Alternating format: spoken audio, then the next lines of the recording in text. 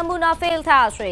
કોસાડની ડેરીમાંથી લેવાયેલા ઘીમાં બાહ્ય ચરબી અને ટ્રાન્સ ફેટી એસિડ મળી આવ્યું છે। મહાપાલિકાની લેબ રિપોર્ટમાં એન્ટર એસ્ટ્રીફાઇડ ચરબીની પુષ્ટિ થઈ છે। આરોગ્ય અધિકારી ડોક્ટર પ્રદીપ ઉમરીગરે ઘીને અસુરક્ષિત ગણાવ્યું। ટ્રાન્સ ફેટી એસિડ 2% વધુ હોવાનું પણ સામે આવ્યું છે। લોકોના સ્વાસ્થ્ય સાથે ગંભીર ચેડા થયા। Food and safety standard act 2006નું ઉલ્લંઘન સામે આવ્યું। શ્રી મહાદેવા અને ન્યૂ આદિનાથ ડેરી પ્રોડક્ટના નમૂનાઓ પણ ફેલ થયા છે। તહેવારોમાં ભેળસેળયુક્ત ખાદ્ય વેચનારા સામે કોર્ટમાં પણ કેસ કરાશે તેવા પ્રકારની માહિતી। તો સુરતમાં ભેળસેળિયાઓ જે બેફામ બન્યા છે તે પહેલા આરોગ્ય વિભાગ દ્વારા જે તપાસ હાથ ધરવામાં આવી હતી। તહેવાર પહેલા આ પ્રકારના ભેળસેળિયાઓ કોઈ પણ પ્રકારની ભેળસેળ ન કરે તેના માટે જે સેમ્પલ લેવાયા હતા એ સેમ્પલમાં આ મોટો ખુલાસો થઈ રહ્યો છે। કોસાડની ડેરીમાંથી લેવાયેલા ઘીમાં બાહ્ય ચરબી અને ટ્રાન્સ ફેટી એસિડ મળી આવ્યું છે જે સ્વાસ્થ્ય માટે ખૂબ જ હાનિકારક છે। મહાપાલિકાની લેબ રિપોર્ટમાં એન્ટર એસ્ટ્રીફાઇડ ચરબીની પુષ્ટિ। તમામ વસ્તુઓની માંગ વધતી હોય છે ત્યારે બજારમાં નકલી ચીજવસ્તુઓ મોટા પ્રમાણમાં આવતી હોય છે। ખાસ કરીને ચંદી પડવો અને દિવાળીને લઈને મીઠાઈઓની માંગ હતી અને આ મીઠાઈઓમાં ભેગું કરવામાં આવતું હતું ઘી જે મોટા પ્રમાણમાં નકલી હતું। તેને લઈને સુરત એસઓજી અને આરોગ્ય વિભાગ દ્વારા સુરતના અમરોલી વિસ્તારમાં અલગ અલગ 3 ફેક્ટરી ઉપર દરોડા પાડવામાં આવ્યા હતા। સેમ્પલિંગ કરવામાં આવ્યું હતું।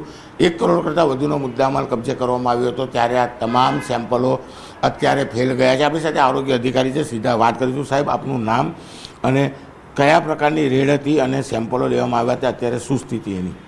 Food safety officer BR number, Surat municipal corporation. તારીખ 3/10ના રોજ એસઓજી પોલીસ અને સુરત ફૂડ વિભાગ દ્વારા સંયુક્ત ઓપરેશન હાથ ધરવામાં આવેલું, જેમાં નકલી ઘી બનાવતા 3 ફેક્ટરીઓ, new Mahadev dairy product, new Adinath dairy product અને આદિનાથ ડેરી આ ત્રણમાં અમે અલગ અલગ જગ્યાએ તપાસ કરતા તે લોકો અલગ અલગ બ્રાન્ડના ઘી બનાવી અને વેચતા હતા। તેથી તેમાં તપાસ કરતાં અલગ અલગ 7 બ્રાન્ડના નમૂના લેવામાં આવેલ, જે 7માંથી 5 સબ સ્ટાન્ડર્ડ અને 2 અનસેફ જાહેર થયેલ છે। સાહેબ, આજે થયા છે, હવે કયા પ્રકારની કાર્યવાહી અને આવું ઘી ખાવાથી શરીરને શું નુકસાન? આ લોકો સામે ફૂડ સેફ્ટી એક્ટ પ્રમાણે પણ કાર્યવાહી કરવામાં આવશે। કોર્ટમાં કેસ પણ મૂકવામાં આવશે। એજ્યુકેટિંગ ઓફિસર સમક્ષ પણ ફરિયાદ દાખલ કરવામાં આવશે અને પોલીસ દ્વારા પણ તેમની કાર્યવાહી કરવામાં આવશે। અને આ ઘીમાં વેજીટેબલ ફેટનું પ્રમાણ ઊંચું હોય, હૃદયની નળીઓ બ્લોક થવાનું લાંબા ગાળે શક્યતાઓ રહેલ છે। બિલકુલ, અમરોલી વિસ્તારમાંથી જે ફેક્ટરી પકડવામાં આવી હતી તેમાં સેમ્પલ લેવામાં આવ્યા હતા, તે સેમ્પલ ફેલ ગયા છે અને ચોક્કસ અધિકારીએ કીધું એમ કે આ ઘીમાં ફેટનું પ્રમાણ વધારે હતું ને આવું ઘી ખાવાથી ચોક્કસ હાર્ટની નળીઓ બ્લોક થઈ શકે છે। હાલ તો આ મામલે ફૂડ સેફ્ટી એક્ટ મુજબ સાથે સાથે ફોજદારી કહી શકાય કે પોલીસ દ્વારા તમામ કાર્યવાહી કરવામાં આવશે। કેમેરામેન જીગર ગુગલ સાથે કીર્તેશ પટેલ, ન્યૂઝ 18 ગુજરાતી, સુરત। તો હાલ જે રીતે સંવાદદાતાએ જણાવ્યું કે આ તમામ ભેળસેળિયાઓ વિરુદ્ધ કડકમાં કડક કાર્યવાહી કરવામાં આવશે, કોર્ટ કેસ પણ કરવામાં આવશે। તો સુરતમાં એસઓજીની પણ મોટી કાર્યવાહી સામે આવી છે। અહીં પૂણા યોગી ચોક ખાતે 2 ડેરીમાંથી 80 કિલો શંકાસ્પદ માખણ જપ્ત કરવામાં આવ્યું છે। મીઠાઈ અને દુગ્ધ ઉત્પાદનોની માંગમાં વધારો થયો છે। આવી સ્થિતિમાં નાગરિકોના આરોગ્યને પ્રાથમિકતા આપતા સુરત શહેર પોલીસ કમિશનરના માર્ગદર્શન હેઠળ શહેર પોલીસ અને સુરત મહાનગરપાલિકાની ટીમોએ ભેળસેળ વિરોધી અભિયાન તેજ કરી દીધું છે। આ અભિયાનના ભાગરૂપે સુરત એસઓજીએ ફૂડ સેફ્ટી વિભાગ સાથે સંયુક્ત કાર્યવાહી હાથ ધરી પૂણા યોગી ચોક વિસ્તારમાં આવેલી 2 ડેરીઓમાંથી 80 કિલો શંકાસ્પદ માખણ તથા 70 કિલો માખણ બનાવવા માટેનું રો મટીરિયલ અને ક્રીમ મળી કુલ ₹36,000નો જથ્થો જપ્ત કર્યો છે। ખોડિયાર ડેરી તથા સૌરાષ્ટ્ર ડેરીના સંચાલકો ભેળસેળયુક્ત માખણનું વેચાણ કરી રહ્યા હોવાની પણ ફરિયાદ મળી હતી।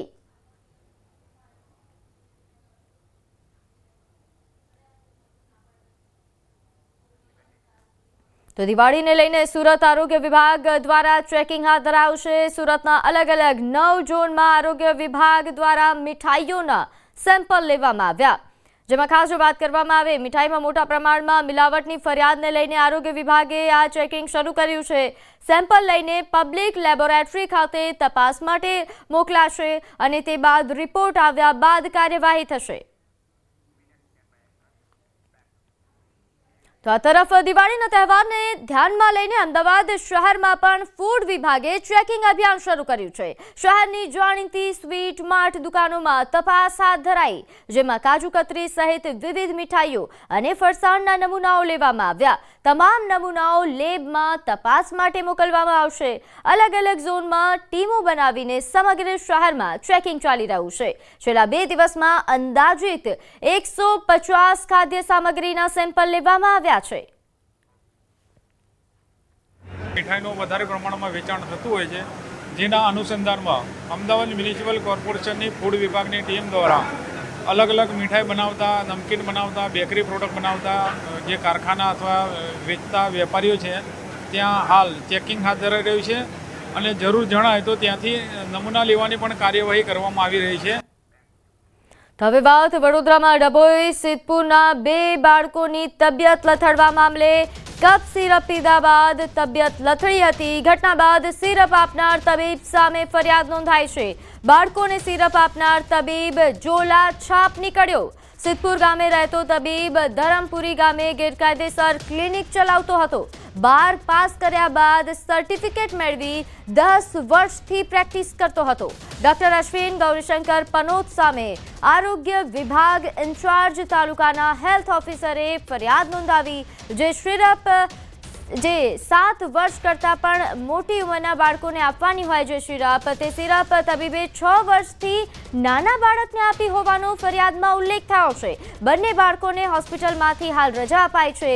બંને બાળકોની તબિયત સ્થિર છે. ફરિયાદ આધારે પોલીસે કાયદેસરની કાર્યવાહી પણ હાથ ધરી. ત્યારે આ મામલે વધુ વિગત સાથે આપણી સાથે સંવાદદાતા હાર્દિક જોડાઈ ગયા છે. હાર્દિક, આખરે આ જોલાછાપ તબીબ સામે ફરિયાદ નોંધાઈ છે, કેવા પ્રકારની કાર્યવાહી થશે અને શું મામલો હતો સમગ્ર વિસ્તારથી જણાવશો? બિલકુલ બીજો આ સિરપ લીધા બાદ જે બાળકોની તબિયત લથડી હતી, ત્યારબાદથી આ મામલાએ સમગ્ર રાજ્યમાં ચકચાર જગાવી હતી. ત્યારે જે આરોગ્ય વિભાગ છે તેની તપાસનો ધમધમાટ ચાલી રહ્યો છે. મહત્વની વાત છે કે આજે તબીબ છે તે જોલાછાપ હોવાનું સામે આવ્યું છે, કારણ કે તેને 12મું ધોરણ પાસ કર્યા બાદ CMS ની ડિગ્રી મેળવી હતી અને ત્યારબાદથી તે એક તબીબ તરીકે પ્રેક્ટિસ કરતો હતો. અહીંયા એ જણાવવું જરૂરી છે કે આ જે બોગસ ડોક્ટર છે તેની સામે 2017માં પણ એક ગુનો જે છે તે બોગસ ડોક્ટર તરીકેનો દાખલ થયેલો છે. ત્યારે અત્યારે પણ ફરી એક વખત તેની જે આ બેદરકારી છે એના કારણે 2 બાળકો છે તેમના જીવ જે છે તે જોખમમાં મુકાયા હતા. આખરે જે આરોગ્ય વિભાગ છે તેમના દ્વારા આ જે બોગસ ડોક્ટર છે તેના વિરુદ્ધ ફરિયાદ દાખલ કરવામાં આવી છે અને તપાસનો ધમધમાટ જે છે તે કરવામાં આવી રહ્યો છે.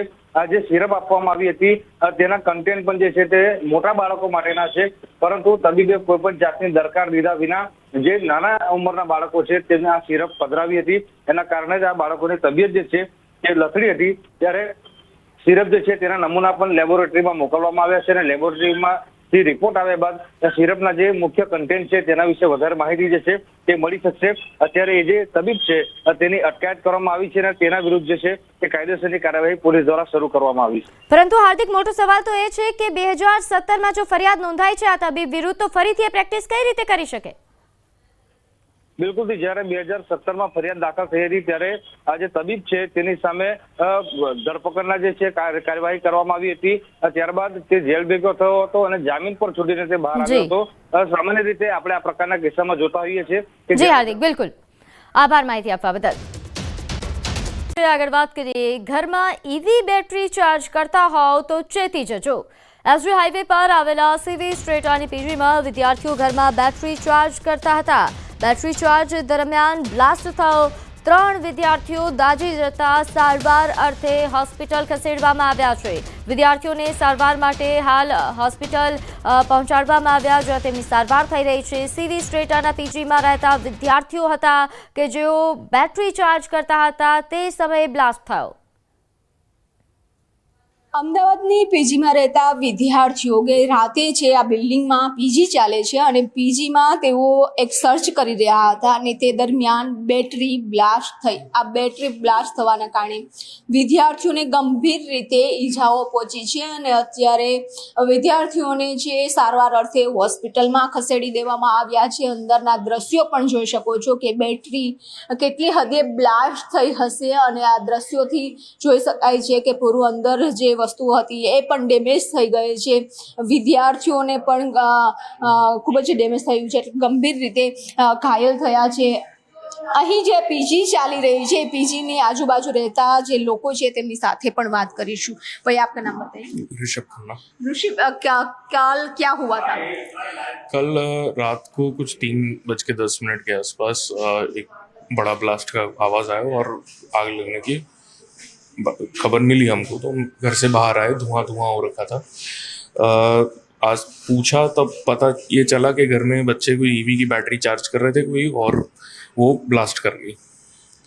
और उसके बाद जब हम लोग थोड़ा उस तरफ गए धुएं से बचने के लिए दूसरी साइड पे, तो वहाँ पे हमने देखा कि 3 बच्चे जले हुए ज़मीन पे लेटे पड़े हुए हैं। 3rd डिग्री तक के उनको बर्न्स हैं, और घर में अभी भी उस टाइम पे भी एक और इंसान अंदर फंसा हुआ था कुछ। તો અત્યારે આપ જોઈ શકો છો કે જે વિદ્યાર્થીઓ હતા તેની સારવાર અર્થે હોસ્પિટલમાં ખસેડવામાં આવ્યા છે। અત્યારે સારવાર છે તે ચાલી રહી છે, પરંતુ આ જે બિલ્ડિંગ છે એમાં મોટાભાગની પીજીઓ ચાલે છે, જ્યાં ઈવી બેટરી છે ચાર્જ થઈ રહી હતી અને એ ચાર્જ દરમિયાન બ્લાસ્ટ થયો અને બ્લાસ્ટમાં વિદ્યાર્થીઓ ઇન્જર્ડ થયા છે। આજુબાજુના લોકો પણ એકઠા થઈ ગયા હતા અને તેમને સારવાર અર્થે ખસેડવામાં આવ્યા છે। કેમેરામેન ખિંગાર રાઠોડ સાથે વીપ પટેલ, ન્યૂઝ 18 ગુજરાતી, અમદાવાદ। દાહોદ જિલ્લામાં નકલી ગ્રામ પંચાયતનો પર્દાફાશ થયો છે, જેમાં બોગસ મરણના દાખલા માટે નકલી ભીલવાડા પંચાયત ઊભી કરાઈ હોવાનો ખુલાસો થયો। જમીન હડપવાના ઈરાદાથી વલડુનીના જીવિત વૃદ્ધને મૃત બતાવીને ખોટો મરણનો દાખલો બનાવાયો હતો। નગરપાલિકા દ્વારા તેમના નામે જાહેર કરાયેલા મરણના દાખલાના આધારે તેમની જમીન પર અન્ય લોકોના નામ વારસદાર તરીકે ચઢાવી દેવામાં આવ્યા હતા। ભીલવાડામાં રહેતા અરજદારે દાહોદની પ્રાંત કચેરીમાં અરજી કરી અને તેમના દાદાનું મૃત્યુ એ 1971માં થયું હતું, પરંતુ તે સમયે તેની નોંધણી કરાવવાની રહી ગઈ હતી। પ્રાંત કચેરીએ નિયમ મુજબ ગ્રામ પંચાયત નોટિસ પ્રસિદ્ધ કરી છે। उन्होंने डेथ सर्टिफिकेट वारसाई पीड़िता पर और अन्य कागज रजू किए थे, उसके आधार पर ये एक्टिव मंजूर की गई है। अभी वीर सिंह भाई द्वारा एसडीएम साहब की कोर्ट के अंदर आरटीएस केस चल रहा है। जो आरटीएस केस का आखिरी फाइनल जजमेंट आ जाएगा, उसके बाद आगे की कार्यवाही हमको करनी रहेगी। રાજકોટમાં દિવાળીના પર્વને લઈને એસટી વિભાગ સજ્જ છે। એસટી વિભાગ દ્વારા 100 એક્સ્ટ્રા બસો દોડાવવામાં આવશે। રાજકોટ વિભાગ અંતર્ગત ગોંડલ, જેતપુર, જૂનાગઢ અને રાજકોટ સહિતના એસટી ડેપો પરથી બસ દોડશે। એસટી વિભાગ દ્વારા મુસાફરોને એડવાન્સ બુકિંગ કે ઓનલાઈન બુકિંગ કરાવવા માટે અનુરોધ કરાયો છે। બસ સ્પોટ તેમજ બસ ડેપો સહિતના સ્થળે ભીડ નિયંત્રણ માટે ખાસ વ્યવસ્થા કરવામાં આવી છે અને બસ ડેપો પર એક્સ્ટ્રા સ્ટાફ પણ કાર્યરત રહેશે। રાજકોટ એસટી વિભાગ દ્વારા 100 જેટલી એક્સ્ટ્રા બસોનું છે એ આયોજન કરવામાં આવેલું છે, જેમાં ખાસ કરીને રાજકોટથી અમદાવાદ તરફ, રાજકોટથી દાહોદ પંચમહાલ તરફ, રાજકોટથી ભુજ તરફ આ તમામ જગ્યાએ છે આપણે એક્સ્ટ્રા બસોનું દોડાવવામાં આવશે। તો દિવાળીના તહેવારોને લઈને અમરેલી જિલ્લા પોલીસ વડાએ નાગરિકોને અપીલ કરી છે। બહાર ગામ જતા પહેલા ઘરમાં રહેલા દાગીના અને રોકડ સુરક્ષિત સ્થળે રાખવા માટે અનુરોધ કર્યો છે। તો રહેણાંક વિસ્તારમાં સીસીટીવી કેમેરા ઇન્સ્ટોલ કરાવવા પણ સૂચના આપી। સિનિયર સિટીઝન એકલા રહેતા હોય તો પોલીસ સ્ટેશનમાં નોંધણી કરાવવી। ઇમરજન્સીની પરિસ્થિતિમાં 112 નંબર ડાયલ કરી પોલીસને જાણ કરવા અપીલ। જિલ્લા પોલીસ તરફથી એક સૌ લોકોને દિવાળીની તહેવારની ઉજવણી સાથે સાથે દિવાળી દરમિયાન જે સુરક્ષિતતા જાળવી જોઈએ તે બાબતે અમુક સૂચન સોશિયલ મીડિયા થકી કરવામાં આવે છે। આમાં મુખ્યત્વે આપણે જ્યારે પણ ઘરની બહાર જતા હોય છે ત્યારે ઘર એક સુવ્યવસ્થિત રીતે લોક કરવું જોઈએ। બીજું, ઘરમાં જે કિંમતી વસ્તુ છે, મોબાઈલ છે, સોનું છે અથવા રકમ છે, એ સેફ જગ્યાએ કોઈ રિલેટિવ્સ અથવા જોડે અથવા તમારું જે લોકર છે તે જગ્યાએ મૂકવું જોઈએ। સાથે સાથે આપ જ્યારે ઘરથી બહાર જતા હોય ત્યારે આજુબાજુ ઘરના જે રહેતા હોય છે આ લોકોને એ ઘર ઉપર ધ્યાન રાખવા માટે અવશ્ય કહેવું જોઈએ। તો વાત અમદાવાદના જૈન દેરાસરમાં ચોરીની ઘટના અંગે. પાલડીમાં આવેલા જૈન દેરાસરમાંથી તસ્કરોએ કુંડળ, મુગટ સહિત 1.64 કરોડની ચોરી કરી. પૂજારીએ સફાઈ કર્મીઓ સાથે મળીને ચોરીને અંજામ આપ્યા હોવાની શંકા છે. બીજી તરફ પાલડી પોલીસે ફરિયાદ લઈને તપાસ હાથ ધરી અને એક આરોપીની ધરપકડ કરી લીધી, જ્યારે 2 આરોપીની ક્રાઇમ બ્રાન્ચે પકડ્યા છે.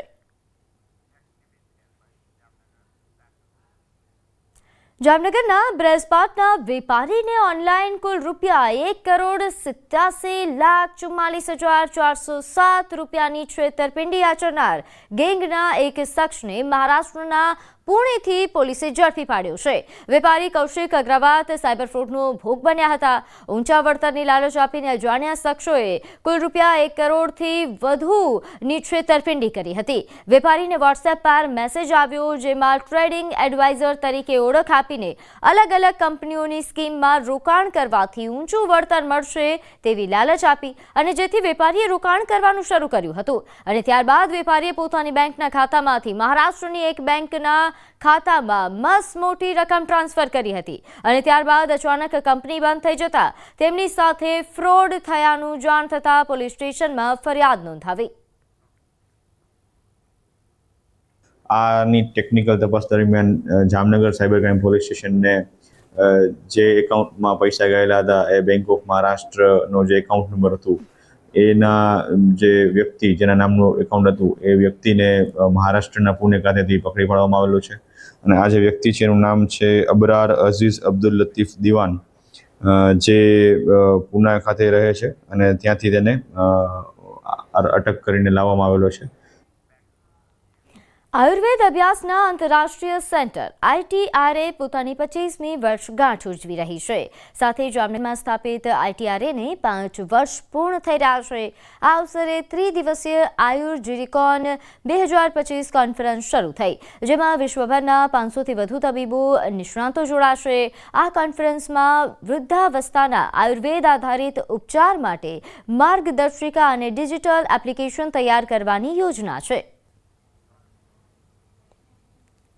સંસ્થાન institute of teaching and research in Ayurveda આજે એના 5મા ફાઉન્ડેશન ડે નિમિત્તે આયુર જેરિકોન 2025 કોન્ફરન્સ કરવા જઈ રહ્યું છે. આ 3 દિવસની એક કોન્ફરન્સ છે, જેમાં બે દિવસ માટે ઇન્ટરનેશનલ કોન્ફરન્સ છે અને એને પહેલાનો દિવસ એટલે કે આજનો 14 ઓક્ટોબરનો દિવસ આજે અમે પ્રી કોન્ફરન્સ વર્કશોપ કરવા જઈ રહ્યા છીએ, જેમાં વૃદ્ધાવસ્થામાં આવતી સમસ્યાઓ, વૃદ્ધાવસ્થાની સમસ્યાઓને કેવી રીતે ડીલ કરવી અને એનાથી ઉપર કે વૃદ્ધાવસ્થાની સમસ્યાઓને આવતી કઈ રીતે રોકવી, આ સંદર્ભમાં ચર્ચા કરવામાં આવશે. દિવાળીના તહેવારને ગણતરીના દિવસો બાકી રહેતા જ બજારોમાં અવનવા ફટાકડાઓનું ધૂમ વેચાણ થઈ રહ્યું છે. આ વર્ષે બજારમાં ફટાકડાની 250થી વધુ વેરાયટી ઉપલબ્ધ છે, જેમાં બાળકો માટે ફેન્સી ફટાકડાનો ટ્રેન્ડ જોવા મળી રહ્યો છે. પાણીમાં ફૂટી શકે તેવા ફટાકડા અને ગ્રીન ફટાકડાની પણ ભારે માંગ છે. જોકે ફટાકડાની કિંમતોમાં 30થી 40% સુધીનો વધારો નોંધાયો છે. બજારમાં 30 રૂપિયાથી લઈને 30,000 રૂપિયા સુધીના ફટાકડા મળી રહ્યા છે. 30 રૂપિયાથી લઈને 30,000 સુધીની તમામ વેરાયટી હાલ માર્કેટમાં ઉપલબ્ધ છે. ફટાકડા બજારમાં જે પ્રકારની ધૂમ મચી છે, એવું લાગી રહ્યું છે કે ફટાકડા બજારમાં સૌથી વધારે હાલ ખરીદી થતી જોવા મળી રહી છે. મહત્વનું છે કે દિવાળીના પર્વની અંદર જ્યારે વિશેષ પ્રકારે લોકો આયોજન કરતા હોય છે, એમાં પણ જ્યારે ફટાકડાની વાત આવતી હોય ત્યારે સૌથી વધારે ખરીદી ફટાકડામાં બાળકો દ્વારા થતી હોય છે. ત્યારે વિશેષ પ્રકારના જે ફટાકડા છે તે પણ હાલ માર્કેટની અંદર ધૂમ મચાવી રહ્યા છે. એમાં પણ ગ્રીન ક્રેકર્સ છે, સાથે પાણીમાં ફૂટી શકે તેવા પ્રકારના પણ ફટાકડા છે તે હાલ માર્કેટમાં ધૂમ મચાવી રહ્યા છે. જે વેપારી છે તેમની સાથે પણ વાતચીત કરવાનો પ્રયત્ન કરશું, કારણ કે જે પ્રકારના ફટાકડા છે હાલ માર્કેટમાં જોવા મળી રહ્યા છે એમાં પણ ગ્રીન ફટાકડા એટલે કે પોલ્યુશન ન કરે, પ્રદૂષણ ન કરે તેવા પ્રકારના ફટાકડા છે તે જોવા મળી રહ્યા છે. મારી સાથે વેપારી છે આશીષભાઈ, તેમની સાથે વાત કરીશું. આશીષભાઈ, પાણીમાં પણ ફૂટી શકે તેવા પ્રકારના ફટાકડા હાલ માર્કેટમાં પહેલી વાર આવી રહ્યા છે, શું કહેશો આ વિશે? એટલે આ પ્રકારના ફટાકડા સ્પેશિયલ બનાવવામાં આવ્યા છે. પોમપોમ નામ છે અને જે પાણીમાં તમે નાખશો તો પણ એ ફૂટશે. અચ્છા, હાજી. અને એ સિવાય બીજી કોઈ વેરાયટી? વેરાયટી જે આ કોસ્મિક ફોર્સ આવેલું છે,